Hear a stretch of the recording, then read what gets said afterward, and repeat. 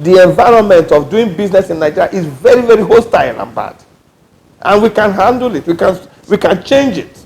That is the starting point. It's not by legislating people to death or legislating corporations to go and die, because this is a dying field for corporations. We need to make laws because of corruption, because the environment friendly for companies to exist, not just foreign companies, including Nigerian companies. Yes, it's hostile. There's a National Assembly. Do you have rules to drive on? Do you have security? Do you have, what do you have? No, do you have look at our credit system. I was a banker. Look at our credit system. How much access do people have to access capital for doing business? You don't have any access. Our banks are irresponsible. The banks in Nigeria are totally irresponsible. I was a banker, but I'm embarrassed about the kind of irresponsibility of our banks. They are just milking the people, and they are not helping the economy at all. The banks are the facilitators.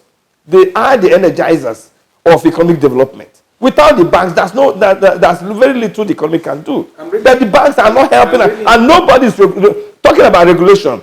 I should suggest, I should rather say that the central bank should come down on the banks very heavily. Let them become responsible. In other climes, you have banks handhold little micro companies, incubate them, and then grow them. In Nigeria, it doesn't happen at all. Yeah. The Nigerian companies, they lend only to the people who they think are big. But some people who are small sometimes before they become big.